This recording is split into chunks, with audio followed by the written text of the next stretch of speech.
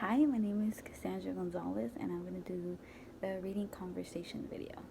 So, I'm going to start off with my fiction book. For that one, I chose to read the Book of the Unknown Americans by Cristina Enriquez. And the question was, how would you introduce the main character to your best friend?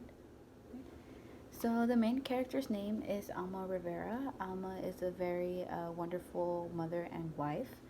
So, in the beginning of the story, her and her family decide to move to the U.S. to give her daughter Maribel a better life after Maribel suffered from a traumatic incident in which she had brain damage. She wants to be able to give her a better life in the U.S., better education and life overall. I would describe Alma to be a very caring and considerate person. She always puts her family above herself. She always puts them first.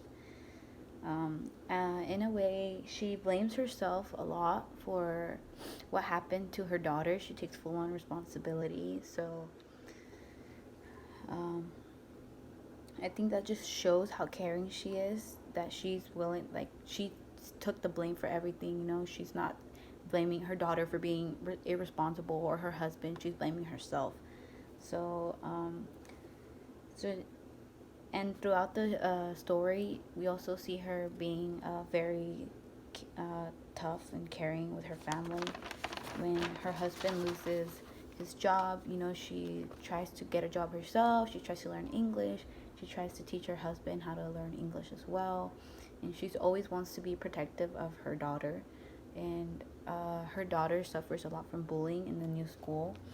And the specific character, his name is Garrett. He's always bullying his daughter, and one day he actually catches him hurting his daughter, and she confronts him and everything. The kid runs away, but she never tells Arturo, her husband, because she doesn't want him to worry, and in a way she wants to protect her because she feels that she didn't protect her in the other situation, so now she wants to protect her in this situation. So she's a very tough character. She struggles a lot with trying to fit in the U.S., but she doesn't let that get to her. So say she's very, very tough. And unfortunately, in the end, her husband dies because he tries to find his daughter Maribel, who goes missing, but he gets shot. And this traumatic incident, hit the family really hard. But now she's gonna be a single mother to her daughter, so she chooses to go back to Mexico. But she takes full on. She's now responsible for her daughter, and she knows that she's gonna be tough for her daughter. So, and at the end, she also says, she says that her daughter was never really lost. Like, she was the same person she was before. She just never saw through to her. And for my second book, it's a nonfiction book. I chose to read Designing Your Life by Bill Burnett and Dave Evans. So the question for that one was, if you could recommend this book to one person, who would that be and why? So if I could recommend this book to one person, it would be my older sister. She's 21 years old and she's a full-time college student, first generation, of course. She's going on to her third year of attending San Jose State, but she's still not sure of what she wants to do, what she wants to pursue. She hasn't set on a major. She's still undeclared.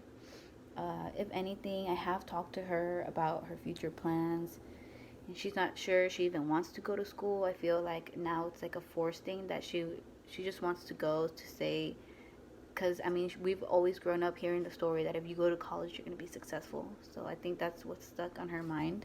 That's why she doesn't look for alternatives in her life. I think she's just afraid of not being successful. And of course, what my mom would say, I feel like she just wants to make my mom proud, because we're first generation students. I feel like she just wants my mom to be proud of her and our whole family basically to be proud of her. And her goal is basically to be financially stable, to not have to worry about paying bills or anything. But I feel like she needs to find what truly makes her happy, and if college just not doesn't make her happy, then I don't think she should be attending. If she's just gonna wake up every day and not like her life, and after college, she's gonna have to work, trying to find a job within her degree, and it might be tough, and especially if she's not enjoying it, then she's not going to be happy. And I told her, like, if school isn't for you, then you should find a different path. She needs to find something that she loves to do, because I wouldn't want to see my sister, like, sad every day or hating her job or her future. So I love her and I want her to be happy. Right? So I'm hoping that the book will give her some inspiration to change her life for herself, of course. I want her to rediscover her life, redesign everything, and uh, try to find happiness. So I think she's stressing a lot about the future, and she's not really thinking about the now, or looking for alternatives and searching for.